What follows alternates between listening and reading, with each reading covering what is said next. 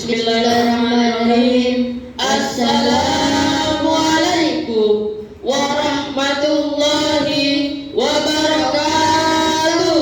Waalaikumsalam warahmatullahi wabarakatuh. Alhamdulillahirabbil alamin. Assalatu wassalamu ala asyrafil anbiya'i wal mursalin wa ala alihi wa sahbihi ajma'in. Amma ba'du. Pertama-tama, marilah kita panjatkan puji syukur kita kepada Allah Subhanahu wa Ta'ala yang telah melimpahkan rahmatnya kepada kita semua, sehingga kita dapat hadir berkumpul dalam acara peresmian PAUD TK Khairul Ummah Thariqul Fatah Sangatta tahun ajaran 2025-2026 serta memperingati Isra Mi'raj 1446 Hijriah. Selawat dan salam semoga tetap tercurah limpahkan kepada junjungan kita Nabi Muhammad SAW yang telah memberi kita petunjuk dan telah membawa kita dari zaman kegelapan menuju zaman yang terang benderang, yakni agama Islam. Yang terhormat Ketua Yayasan Khairul Ummah Thariqul Fatah Sangatta Ustazah Dr. Fatimatuz Zahro SPKFR. Yang terhormat kepada Kepala Sekolah SD Khairul Ummah Thariqul Fatah Ustaz Muhammad Yusuf Eskop MMSI. Yang terhormat Bapak Bupati Kutai Timur Bapak Ardiansyah Sulaiman MSI. Yang terhormat Kepala Dinas Bapak Mulyono SSTP MSI. Yang terhormat kepada Kepala PLT Bidang PAUD PNF Bapak Heri Purwanto SPD AUDM PD yang mewakili. Yang terhormat kepada Kepala Seksi Kelembagaan dan Sarana Prasarana PAUD PNF Ibu Hamidah Aspan SPD yang mewakili. Yang terhormat kepada Operator Dinas Kesetaraan Bapak Sumitra. Yang terhormat Ustaz dan Ustazah Khairul Ummah Thariqul Fatah. Yang terhormat Ibu dan Bapak Wali Murid kelas siswa-siswi Khairul Ummah Thariqul Fatah, dan tak lupa siswa-siswi yang kami banggakan. Izinkan saya untuk menyampaikan beberapa susunan acara pada hari ini. Acara pertama, pembukaan. Acara kedua, lantunan ayat suci Al-Quran. Acara ketiga, sambutan-sambutan oleh Kepala Sekolah Khairul Ummah Thariqul Fatah dan Bapak Bupati Kutai Timur. Acara keempat, kultum. Acara kelima, persembahan siswa-siswi Khairul Ummah Thariqul Fatah. Acara keenam, doa. Acara ketujuh, penutup. Marilah kita membuka acara ini dengan membaca basmalah. Bismillahirrahmanirrahim. Melangkah ke acara kedua, lantunan ayat suci Al-Quran yang akan dibawakan oleh Ananda Aisyah Afika dan Fiorenza Zarenka. Kepadanya dipersilahkan.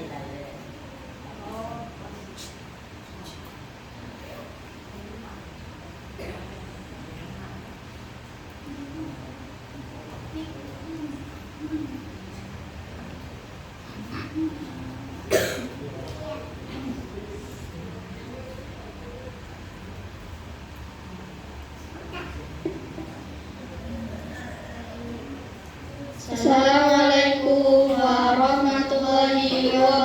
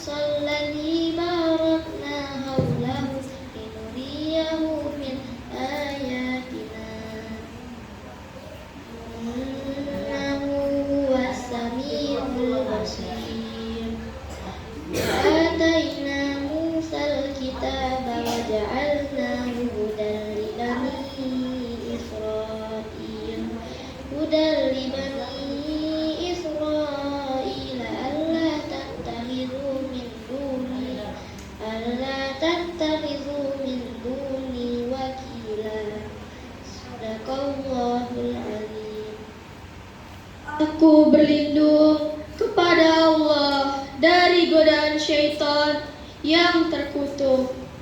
Dengan nama Allah yang Maha Pengasih lagi Maha Penyayang. Maha suci Allah yang telah memperjalankan hambanya Muhammad pada malam hari dari Masjidil Haram ke Masjidil Aqsa, yang telah kami berkahi sekelilingnya, agar kami perlihatkan kepadanya sebagian tanda-tanda kebesaran kami. Sesungguhnya Dia Maha mendengar, Maha melihat. Dan kami berikan kepada Musa kitab Taurat, dan kami jadikannya petunjuk bagi Bani Israel dengan firman, janganlah kamu mengambil pelindung selain aku.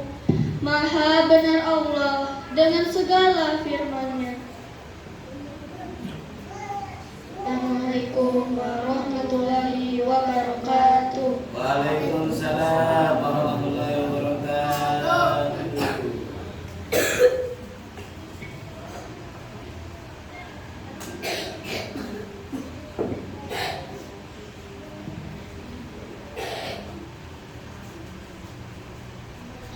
Alhamdulillah, semoga keberkahan sampai kepada yang membaca dan kepada kita yang mendengar. Acara selanjutnya yaitu sambutan yang akan dibawakan oleh Ustaz Muhammad Yusuf selaku Kepala Sekolah SD Khairul Ummah Thariqul Fatah. Pada beliau dipersilakan.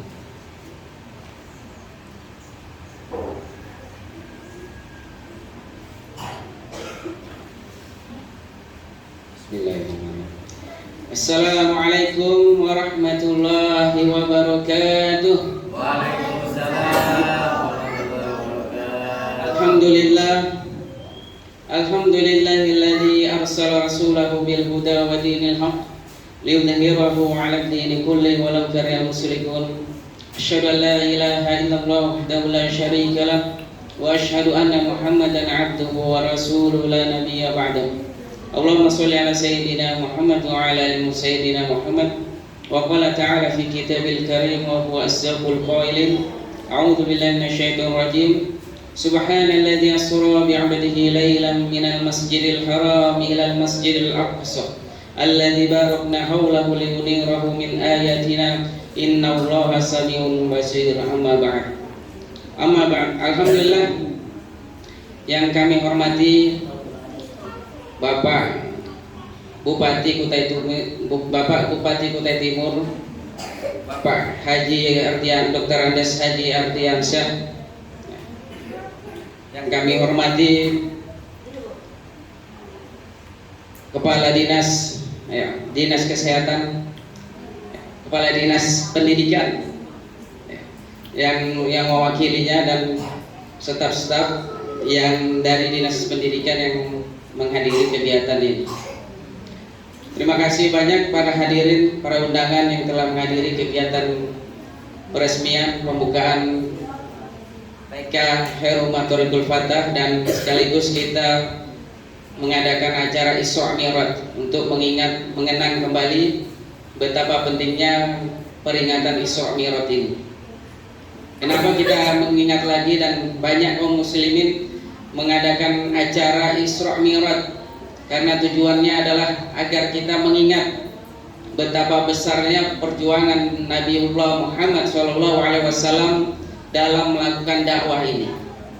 Kenapa Isra Mi'raj ini penting sekali untuk kita mengingatnya, mengulang-ulang? Karena pada saat sebelum terjadinya Isra Mi'raj ini, Baginda Rasulullah SAW dalam keadaan sangat sedih. Hatinya Rasulullah benar-benar, kalau kita katakan, hancur. Kenapa demikian? Karena pada saat itu Rasulullah SAW ditinggal oleh istri tercintanya, Ibunda Khadijah radhiyallahu anha. Kemudian paman beliau meninggal juga. Orang-orang yang selama ini menopang dakwah Rasulullah SAW telah meninggalkan beliau. Itulah hari yang sangat sedih bagi Nabiullah Muhammad SAW. Kemudian Allah Subhanahu wa taala ingin menghibur ingin memberikan kedudukan yang tinggi kepada Nabiullah Muhammad SAW, ingin melihatkan secara langsung bahwa beliau itu kedudukannya tinggi dan bahwa beliau itu akan mengemban amanah yang sangat berat, yaitu risalah Islam. Makanya Allah Subhanahu wa taala mengadakan Isra Mi'raj kepada Nabi Muhammad SAW. Dan ini juga termasuk bagian dari mukjizat Nabiullah Muhammad SAW. Kenapa kita mengingatnya, mengulang-ulang? Karena ini bagian dari perjuangan Islam, perjuangan Rasulullah SAW dalam mendakwakan Islam ini. Sehingga kita, terutama anak-anak kita, menjadi cintanya kepada Rasulullah SAW semakin cinta. Karena perjuangan dakwah Rasulullah SAW mendakwakan Islam ini bukanlah santai, bukanlah mudah, tetapi perjuangan yang dilakukan oleh Rasulullah SAW dalam menyiarkan Islam ini butuh perjuangan yang sangat luar biasa. Butuh perjuangan hingga sahabat Rasulullah juga ada yang dibunuh, dakwah Rasulullah dan sahabat-sahabatnya di boikot, pergerakan dakwah Rasulullah disusah, dibuat susah, dipersulit oleh orang-orang kafir kala itu. Kemudian juga kita untuk mengingat betapa perjalanan Isra dan Mi'raj ini sebagai petanda bahwa Islam itu adalah agama yang benar, agama yang hanya diterima oleh Allah Subhanahu wa taala. Agama untuk menyempurnakan agama-agama sebelumnya. Sebelumnya Allah mengutus para anbiya, para nabi, Nabi Ibrahim alaihissalam, Nabi Musa alaihissalam, Nabi Isa alaihissalam dengan membawa risalahnya masing-masing. Ketika ada Nabi Muhammad SAW menyempurnakan semua agama itu, maka semua agama yang terdahulu itu mengikut kepada agama yang dibawa oleh baginda Rasulullah SAW. Makanya di ayat itu Allah jelaskan, a'udzubillahi minasyaitonirrajim, subhanalladzi asra bi 'abdihi lailan minal masjidil haram ilal masjidil aqsa alladzi barakna haulahu liyunirahu min ayatina.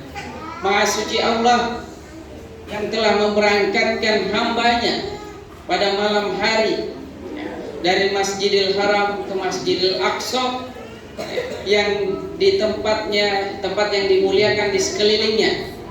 Artinya adalah Masjidil Aqsa itu adalah tempat yang dimuliakan oleh Allah Subhanahu wa taala.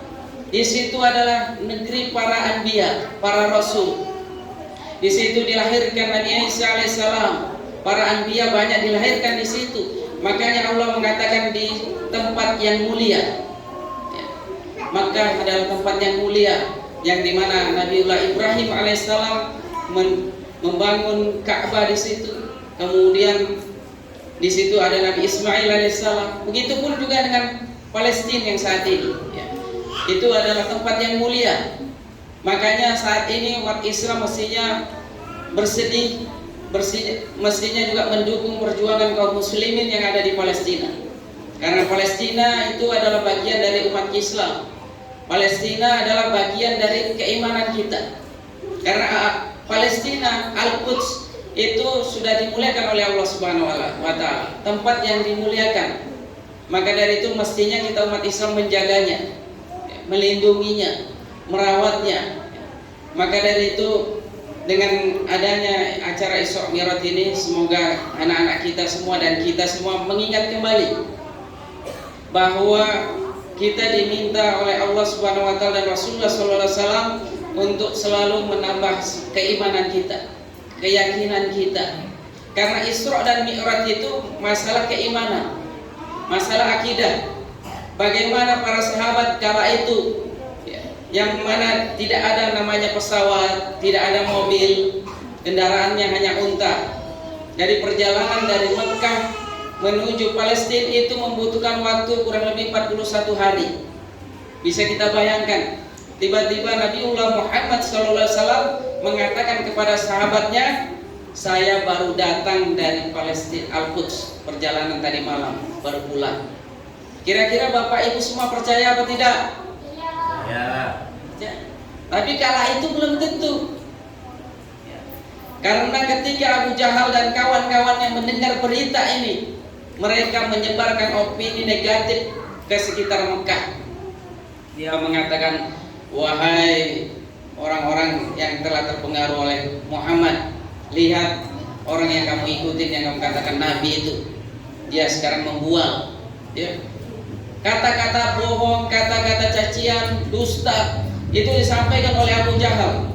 Mereka mengumpulkan orang-orang Mekah, para sahabat juga dikumpulkan untuk merusak keimanannya. Karena memang secara akal, secara logika itu tidak masuk dalam pikiran seseorang, ya. Tidak mungkin ada seorang dari malam, ya, sekitar ya jam 8-an habis sholat isya kira-kira malam, kemudian sampai kembali lagi ke Mekah, pulang pergi, ya.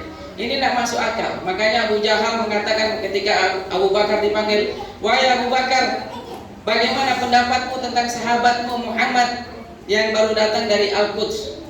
Abu Bakar tanya balik, apakah itu benar dari Muhammad? Iya, kata Abu Bakar, saya mengimani apa yang dikatakan oleh Nabi Muhammad SAW. Apapun yang tidak masuk, bahkan lebih tidak masuk akal dari perkara ini, maka saya mengimaninya. Makanya Abu Bakar radhiyallahu anhu digelar namanya As-Siddiq, terpercaya. Kalau kala itu kita bisa saja seperti sahabat-sahabat yang lain terpengaruh, yang ada sahabat yang lain sampai imannya tergoyahkan, ya, meragukan, ya. Karena tak mungkin secara akal itu tidak terbesit, tidak terpikir, ya. Dari perjalanan 40 hari lebih itu bisa pulang pergi satu malam. Ini tidak masuk akal memang, ya.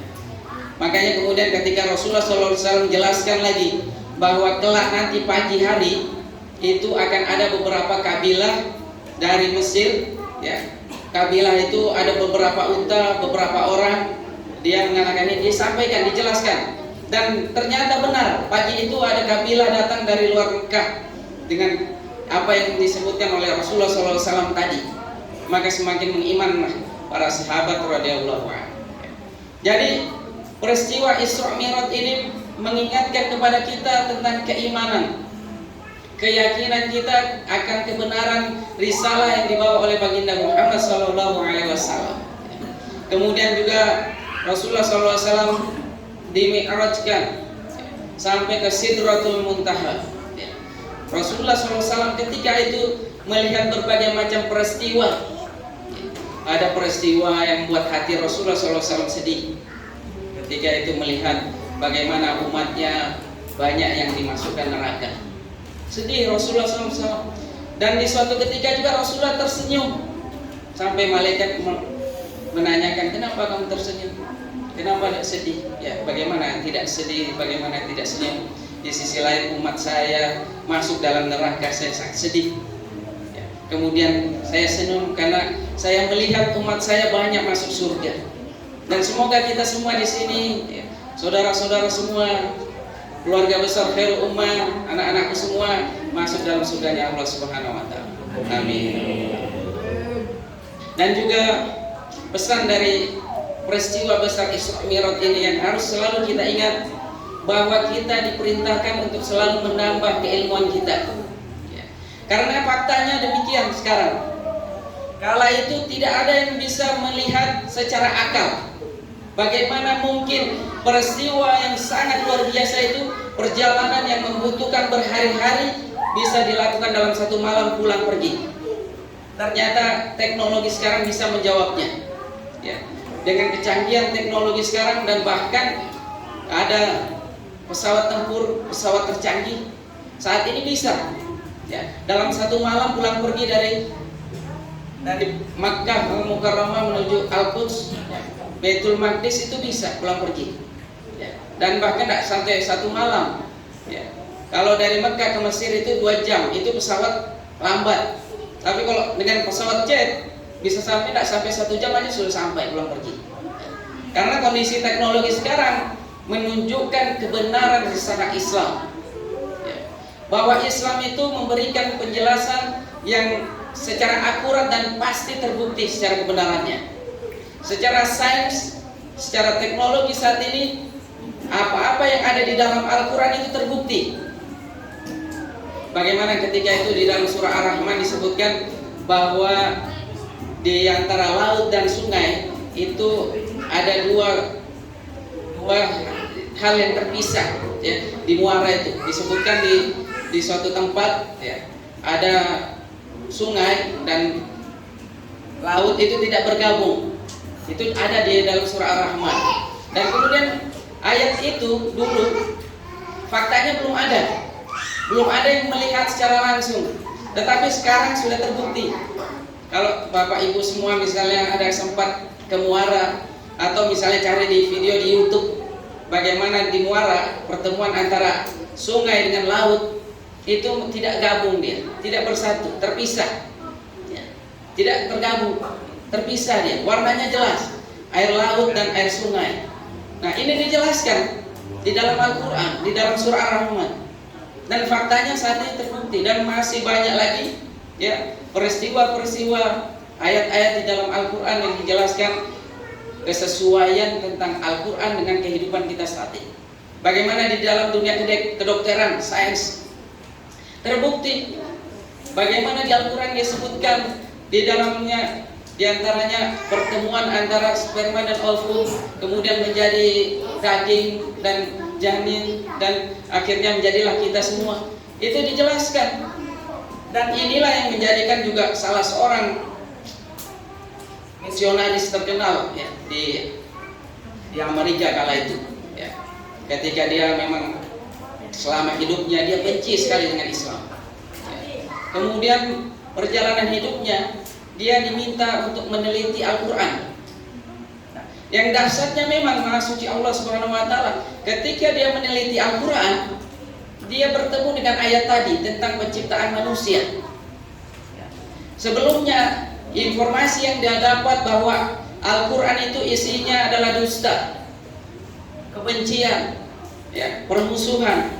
Tetapi setelah dia meneliti Al-Quran, yang pertama dibuka ayat tentang tadi, tentang penciptaan manusia. Akhirnya dia tersentak. Dia buka tentang kesehatan, ilmu kedokteran, ya. Dia pakar, dia bilang matematika, dia kaji. Ternyata tidak ada perbedaan. Berjalan selama 1 tahun, dia meneliti Al-Quran. Bukannya dia malah membantah Al-Quran, melainkan dia masuk dalam Islam. Ini artinya bahwa Islam itu sesuai dengan fitrah manusia dan sesuai dengan sains teknologi yang ada saat ini. Dan maka dari itu kita sebagai kaum muslimin diwajibkan selalu untuk menuntut ilmu, menambah pengetahuan kita. Kenapa sains, teknologi, ilmu bisa berkembang? Karena kaum muslimin melaksanakan kewajibannya untuk menuntut ilmu. Karena kita orang beriman itu wajib menuntut ilmu. Talabil ilmi fardhatun ala kulli muslimin. Menuntut ilmu itu adalah kewajiban bagi setiap orang beriman, setiap muslim. Kemudian juga Allah Subhanahu wa Ta'ala menjelaskan di dalam Al-Quran, ya, bahwa Allah Subhanahu wa Ta'ala mengangkat derajat orang-orang yang beriman di antara kalian beberapa derajat, dan mengangkat derajat orang-orang yang berilmu beberapa derajat. Artinya orang beriman sudah mendapatkan satu derajat yang tinggi. Tetapi kalau dia tidak menambah pengetahuannya, maka derajatnya tidak diangkat oleh Allah Subhanahu wa Ta'ala. Dengan ilmu maka derajat kita diangkat. Kita sudah punya kuncinya iman, meyakini Islam, Allah, Rasulullah SAW, hingga akhirnya kita bisa masuk dalam kategori Islam. Kita masuk, semua amal kita akan diterima kita jika dilandaskan dengan ilmu, ya.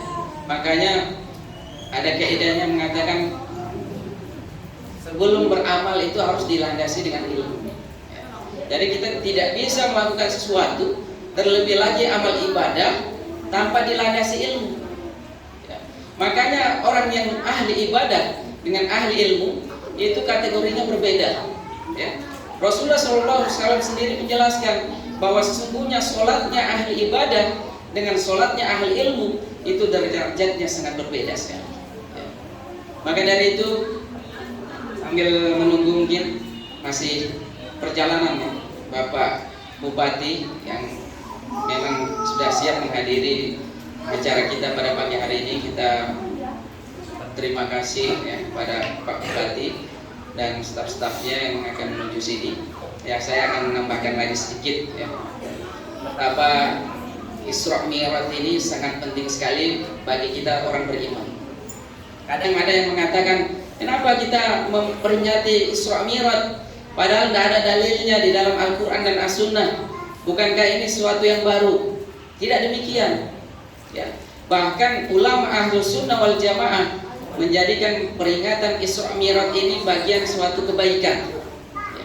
Tadi sebagaimana telah saya sampaikan, bahwa dengan mengingat Isra Mi'raj ini kita mengingat bagaimana perjalanan dakwah Rasulullah SAW. Dengan mengingat lagi, mengulas tentang peristiwa Isra Mi'raj ini, kita mengingat lagi bahwa pada saat Mi'raj Rasulullah SAW, maka Allah memerintahkan sholat ya. Agar kita tidak menyepelekan tentang masalah sholat, agar kita ingat betapa pentingnya masalah sholat ini.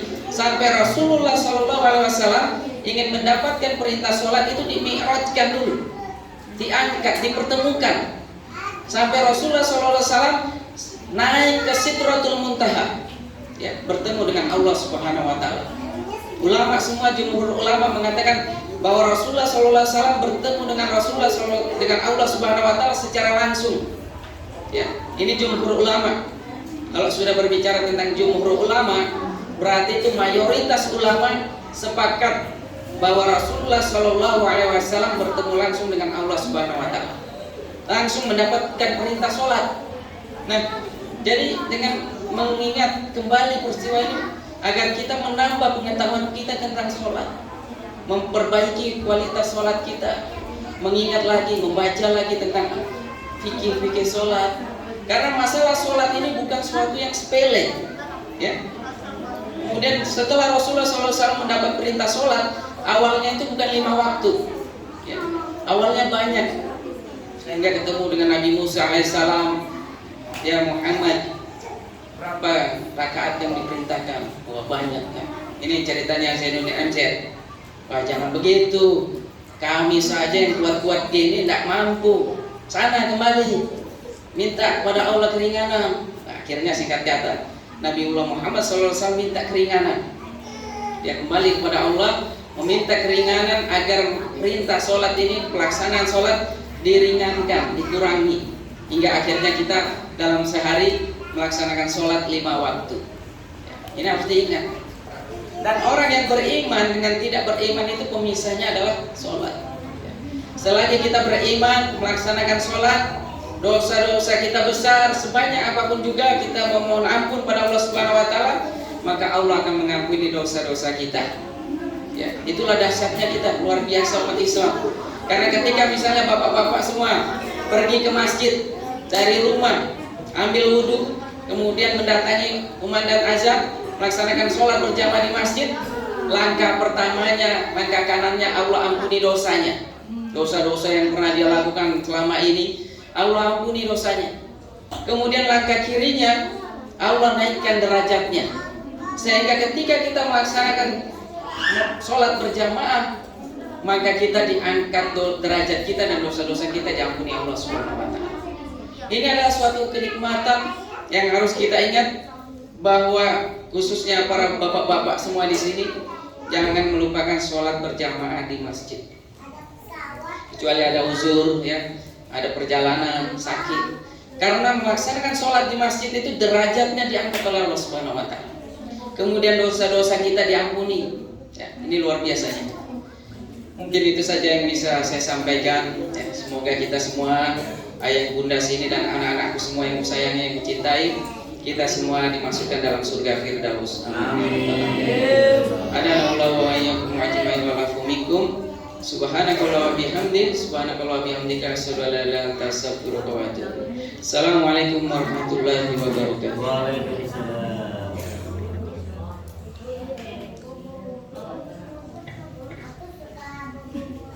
Jazakallahu khairan katsir atas sambutan yang disampaikan oleh Ustaz Muhammad Yusuf.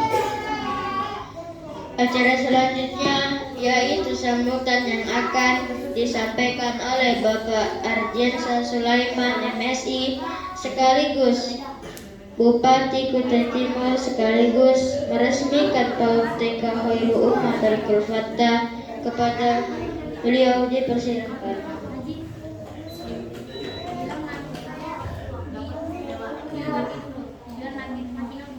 Jazakumullah khairan katsir. Kepada Bapak Bupati.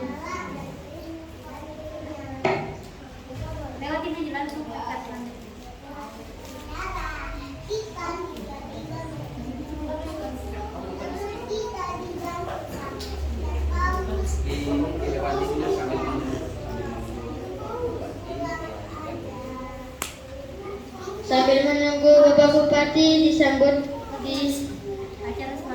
di acara selanjutnya. Untuk yang akan disampaikan oleh Ananda Rauf, kepadanya dipersilakan.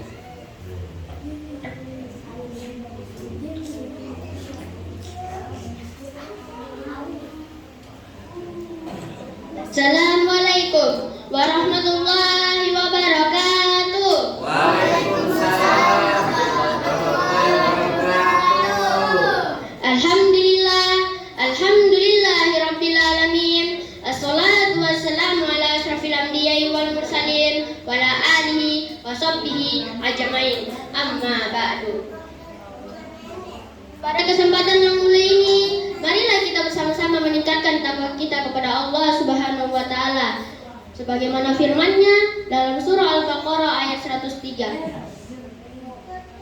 Sesungguhnya jika mereka bertakwa dan beriman, niscaya mereka akan mendapatkan pahala. Dan sesungguhnya pahala dari sisi Allah itu lebih baik jika mereka mengetahuinya. Alhamdulillah, kita dapat bersyukur atas karunia-Nya yang telah menciptakan alam semesta ini dan seluruh isinya. Allah Subhanahu wa taala begitu dekat dengan kita, lebih dekat daripada orang dari kita. Sebagaimana firman-Nya dalam surah Al-Kahf ayat 19. Dan kami lebih dekat kepadanya melainkan urat lehernya. Selawat dan salam tidak lupa juga kita curahkan kepada baginda Nabi besar kita, yaitu Nabi Muhammad SAW, yang telah membawa perubahan dari zaman kegelapan menuju zaman yang penuh iman, ilmu, dan tauhid. Allah Subhanahu wa taala menciptakan 12 bulan. Salah satunya adalah bulan Rajab yang dalamnya banyak sekali keutamaan, termasuk peristiwa Isra Mi'raj yang kita sedang peringati hari ini serta syariat sholat 5 waktu. Sebelum Isra Mi'raj, Nabi Muhammad SAW mengalami pembersihan hati, mengajarkan bahwa hati yang bersih, badan yang suci, iman yang kuat diperlukan untuk menghadap Allah Subhanahu wa taala. Iqamatus shalah berarti salat yang benar-benar khusyuk. Memahami syarat dan rukun salat serta memahami bahwa salat bukan hanya fi'lu salat, tetapi juga adalah iqamatus shalah. Apa tadi itu iqamatus shalah? Ya, salat yang benar-benar khusyuk. Bagaimana untuk mencapai khusyuk dalam salat? Kita hanya perlu membayangi Ka'bah dan menempatkan diri kita antara surga dan neraka. Semoga kita dapat memperbaiki kualitas salat kita dan semoga kita dapat dimudahkan dalam melaksanakan perintah Allah Subhanahu wa taala. Amin.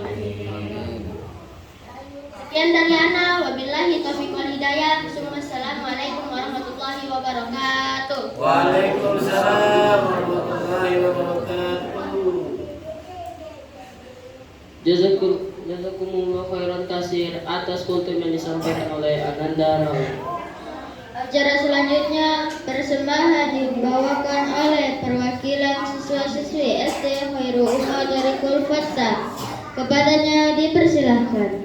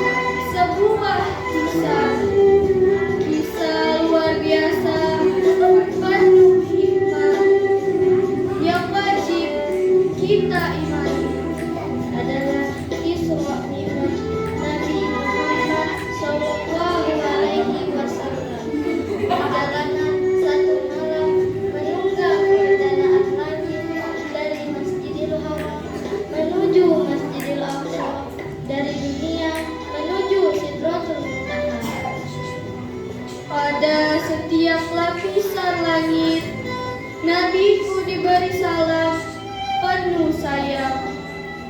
Nabi dan Rasul dengan tulus menyapa, ya Muhammad. Al-Mustafa teladan pemimpin umat.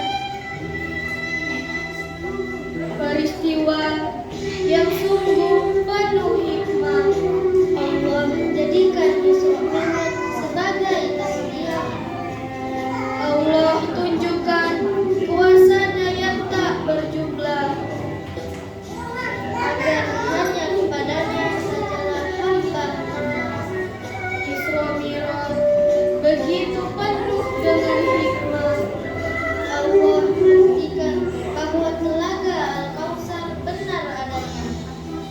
Allah buktikan bahwa siksa yang pedih nyata adanya. Sebagai pengingat hamba supaya jangan lengah biarpun lemah.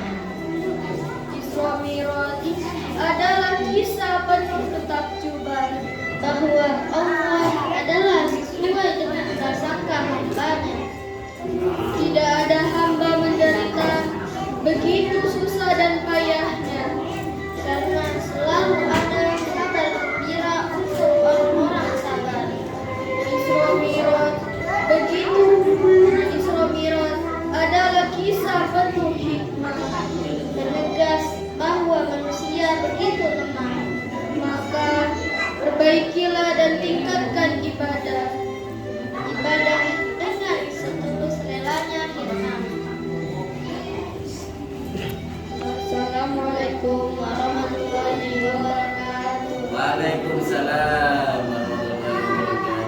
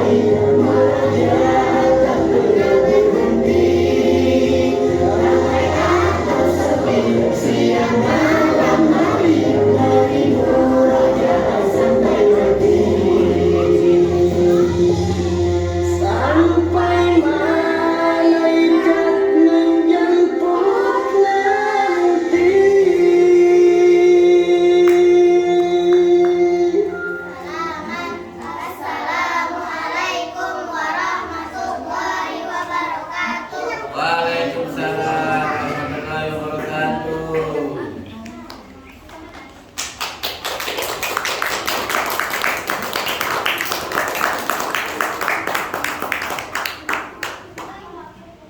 Jazakumullahu khairan katsir atas persembahannya.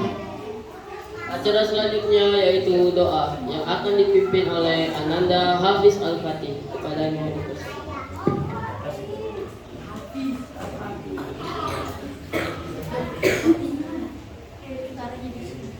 Assalamualaikum warahmatullahi wabarakatuh. Mari sejenak kita bersama-sama berdiri kepala, bermunajat kepada Allah Subhanahu wa Ta'ala agar kegiatan kita hari ini berkahi dan bisa berjalan dengan lancar. Maka saya Muhammad Hafiz Al-Fatih memimpin doa. Mari awali dengan membaca Ummul Kitab Al-Fatihah.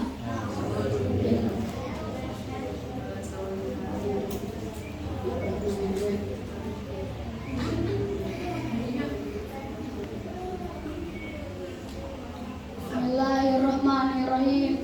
Allahumma sholli ala sayyidina Muhammad wa ala ali sayyidina Muhammad.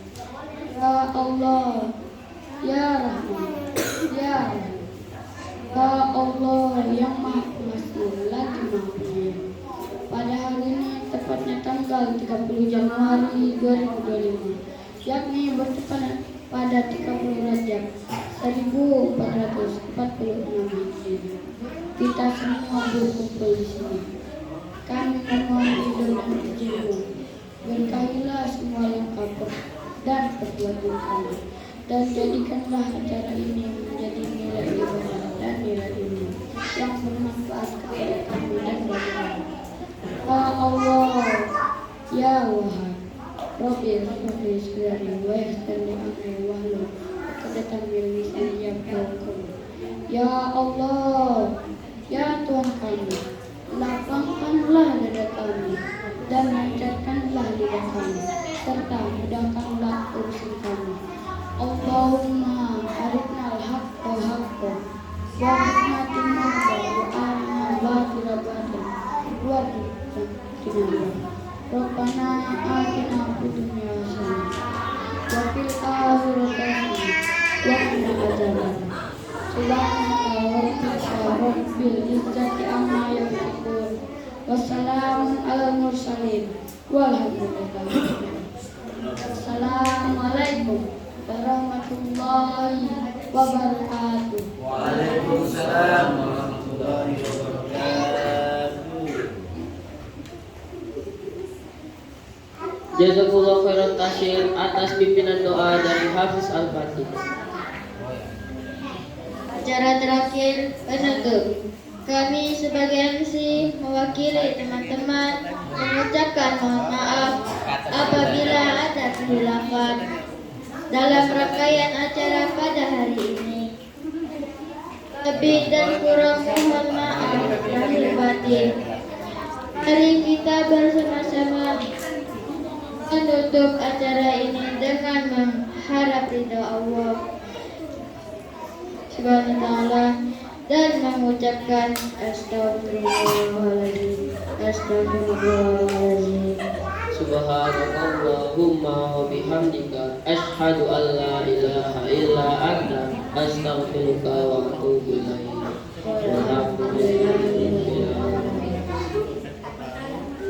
Wassalamualaikum warahmatullahi wabarakatuh. Waalaikumsalam warahmatullahi wabarakatuh.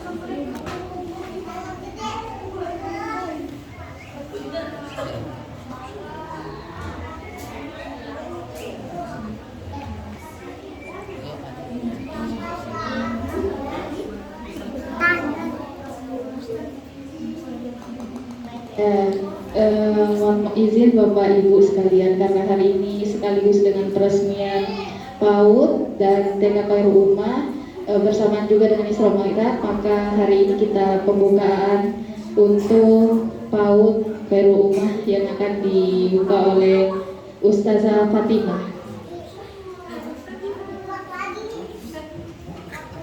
Oleh Ustaz Yusuf, dipersilakan.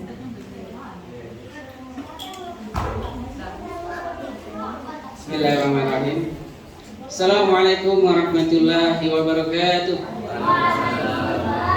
Bismillah. Alhamdulillah pada hari ini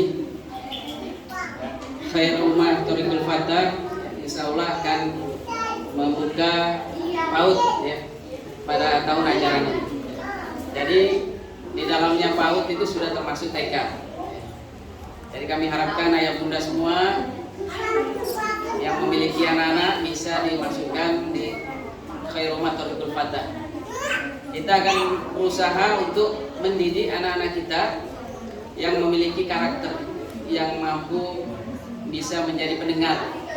Dari kecil memang kita harus membiasakan anak-anak kita untuk memiliki karakter. Nah, pada saat PAUD inilah anak-anak itu kita ajarkan bagaimana dia fase perkembangannya ke depan.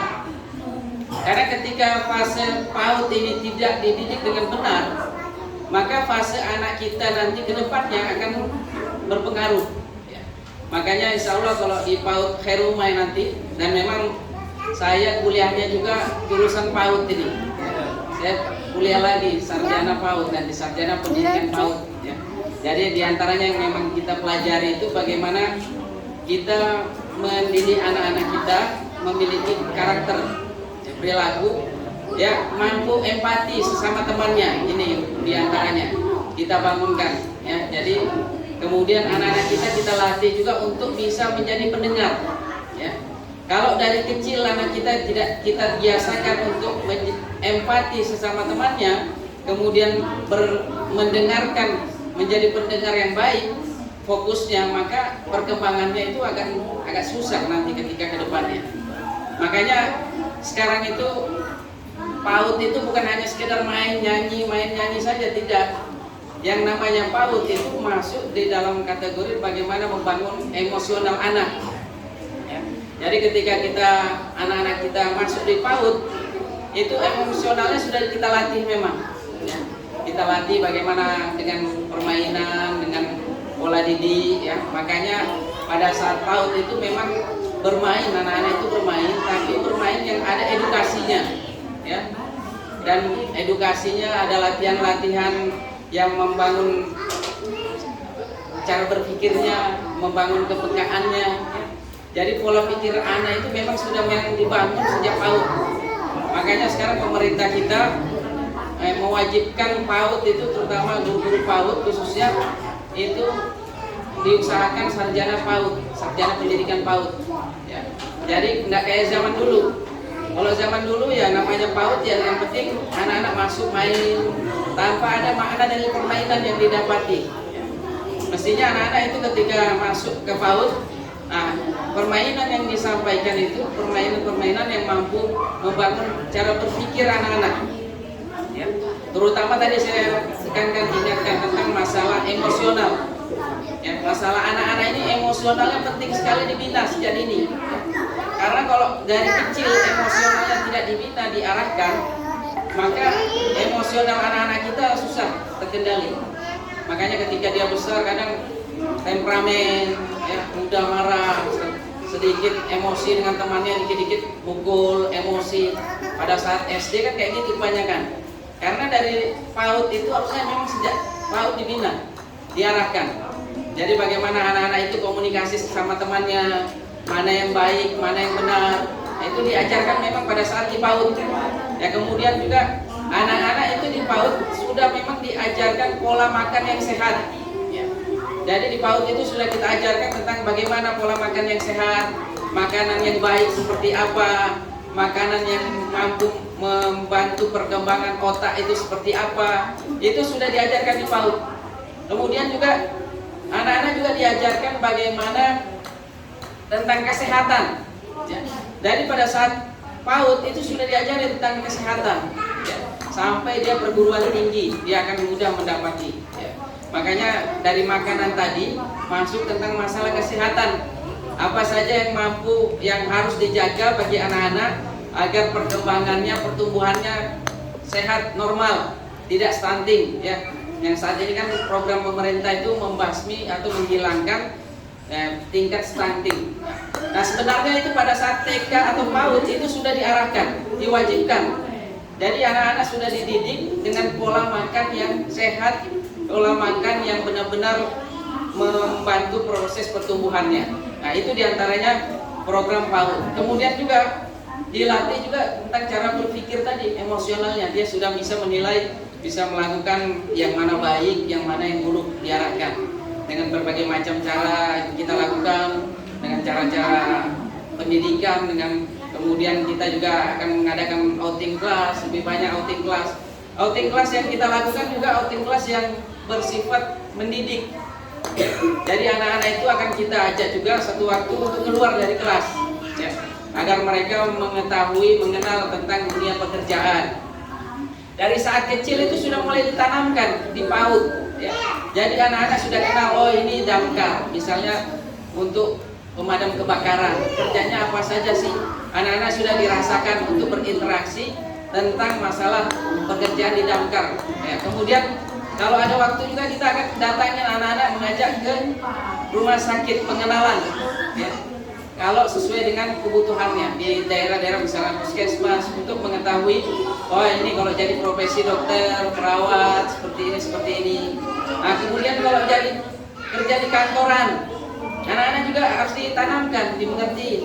Ya bisa juga satu waktu kita datang ke dinas tertentu, ya, untuk mengenalkan anak-anak aktivitas profesi, berbagai macam jenis profesi.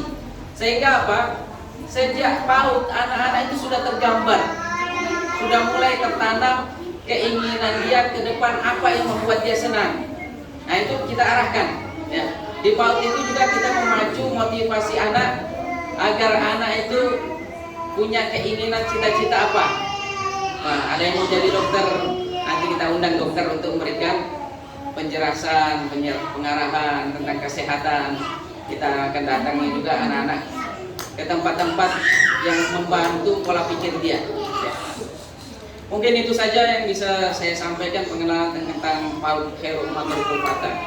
Insya Allah PAUD Khairul Ummah Tarikul Fatah akan berusaha memberikan anak-anak, mengarahkan, mengajak, mendidik anak-anak menjadi anak-anak yang berkarakter, yang terutama yang berkarakter Islami, kemudian mampu mengendalikan emosinya, bisa mengarahkan untuk melakukan kebaikan-kebaikan, bersahabat dengan temannya, bisa menjadi pendengar. Ini paling penting, 3 poin itu.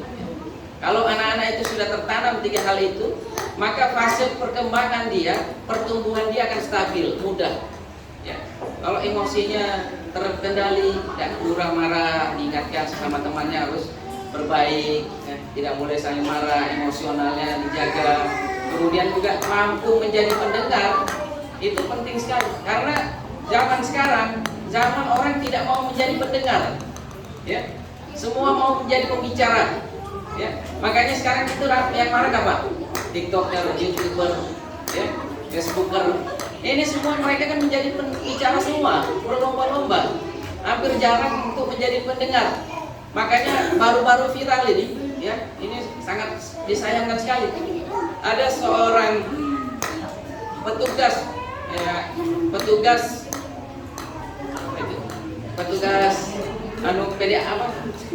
BBM, maaf, SPBU lah, lupa. Petugas SPBU ini sangat disayangkan sekali. Ada petugas SPBU menasihati bapak yang sedang bawa mobil, ini mau ngisi bensin, diingati sama petugas SPBU tadi, diingati, Pak, mohon maaf jangan nyalakan rokok di sini, Pak. Terjadi cekcok marah. Akhirnya apa? Petugas SPBU tadi dipukuli, dikejar. Orang semua satu mobil tadi keluar, dikejar tadi petugas SPBU. Padahal ini kan untuk kebaikan, ya. Artinya orang itu kadang tidak mau dinasihati, tidak mau mendengar ucapan. Nah ini kan bahaya sebenarnya. Padahal kan tidak ada masalah untuk kebaikan bersama. Bagaimana kalau misalnya dia nyalakan rokok di SPBU tiba-tiba meledak kebakar semua, ya kan? Ini bahaya. Nah ini menurut saya efek dari tadi, dari kecil tidak bisa menjadi pendengar, ya kan? Maunya emosi tiba-tiba padahal dinasihati untuk kebaikan. Nah itu sekedar intermezzo untuk mengingat saja. Kurang lebihnya mohon maaf. Ya terima kasih Bapak Ibu semua, ayah bunda semua yang sudah hadir di acara peresmian PAUD Khairul Matorikul Fatah ini. Pertama menyampaikan kepada Bapak Riko sebagai perwakilan dari Dinas Pendidikan sudah ikut serta acara ini dari awal sampai selesai, dan kemudian juga terutama anak-anakku yang soleh-soleha yang sudah tampil luar biasa, dan alhamdulillah kita berusaha untuk anak-anak kita bisa mandiri. Maksudnya anak-anak kita juga kita latih supaya tidak canggung, tidak malu untuk tampil di depan, ya. Karena seorang pemimpin, seorang yang akan menjadi pelanjut generasi di negeri ini, dia harus berani tampil di depan. Kurang lebihnya mohon maaf. Adalallahu wa ikum ajmain wal afu minkum. Subhanakallah bihamdi, subhanakallah bihamdika, asyhadu an la ilaha illa anta, astaghfiruka wa atubu ilaik. Assalamualaikum warahmatullahi wabarakatuh. Waalaikumsalam.